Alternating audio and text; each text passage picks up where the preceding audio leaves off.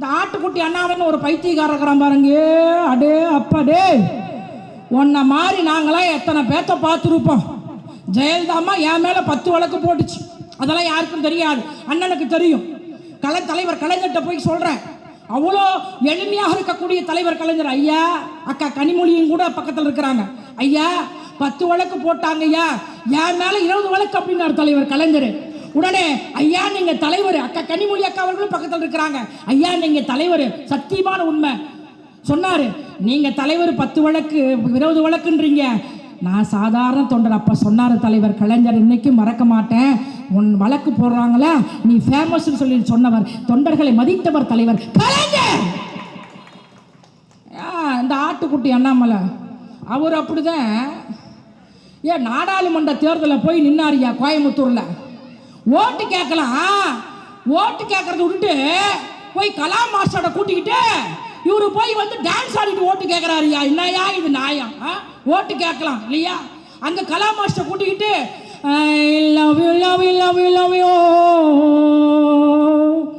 வந்து அப்படியா வடிவேலு சொன்ன மாதிரி மாப்பு வச்சுட்டாரா ஆப்பு.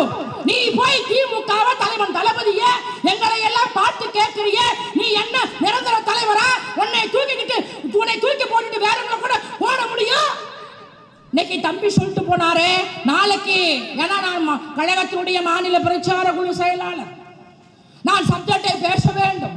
என்னுடைய அன்பு தம்பி ஆற்றல் மிக்க மாவட்ட கழகத்துடைய செயலாளர் சிற்றரசு சொல்லிவிட்டார், நாளைக்கு கிடக்கிறதெல்லாம் கிளவி தூக்கி மனையில வைன்ற மாதிரி கிடக்கிறதெல்லாம் கிடையாது, கிளவி தூக்கி மனையில வையும்பான். அது மாதிரி நாட்டில் எத்தனையோ பிரச்சனை இருக்கு.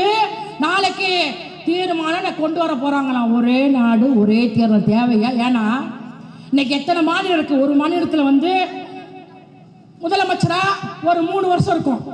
இப்ப டெல்லியில வந்து கூட தேர்தல் நடக்க போகுது இல்லையா?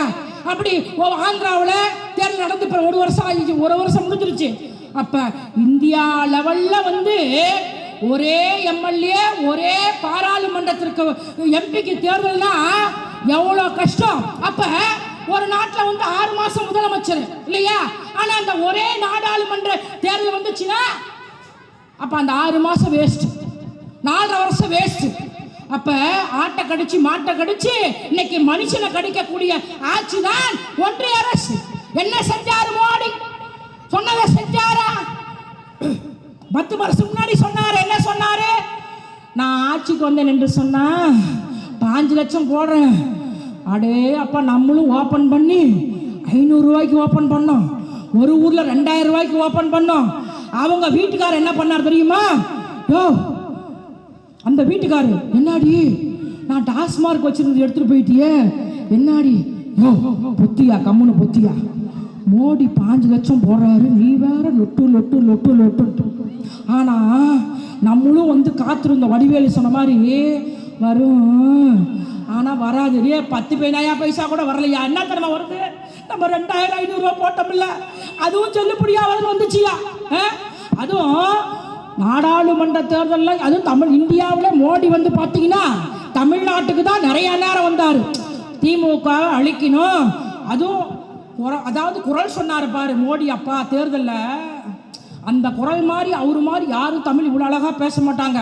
சொன்னார் பாரு, நீருற நெருப்புற நெருப்புற, நம்மால் போட்டாலும் பேஸ்புக்ல பெட்ரோல் உயிர, மண்ணெண்ண உயிர, டீசல் உயிர, கேஸ் உயிர. அடே அப்பா, இன்னொன்று பொங்கலுக்கு வாழ்த்து சொன்னார் பாரு மோடி, அனைவருக்கும் பொங்கலோ நல்லா அடுத்துட்டாங்க. என்னையா இது?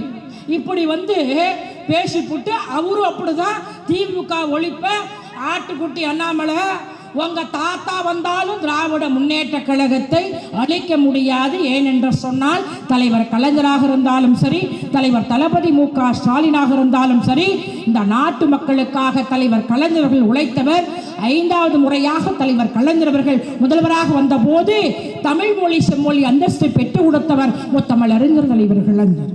தமிழே 2000 ஆண்டின் முன்னே இலக்கியம் இலக்கணம் என்ற மொழியே, உன்னை உலகவர் ஓவியமே உற்சாக காவியமே, ஓடை நறுமலரை ஒளியமிழ் புதுநிலவே, அன்பே அழகே அமுரே உயிரே இன்பமே இனிய தென்றலே பனியே கனியே பசுந்தோகை மயிலே பலரச சுவையே பாலே தேனே பலாச்சுளையே பத்தரை மாற்று தங்கமே பவளமே முத்தே மரகதமணியே மாணிக்கச்சோரே மன்மத விளக்கே என்றெல்லாம் அழைத்தது தோன்றுகிறது. ஆனாலும் தமிழே, உன்னை தமிழ் என்று அழைப்பதில் உள்ள இன்பம் வேறு எந்த சொல்லிலும் இல்லை என்பேன். செந்தமிழே செம்மொழியே வாகனி வெல்கனி எழுதுகிறார் என்று சொன்னார்.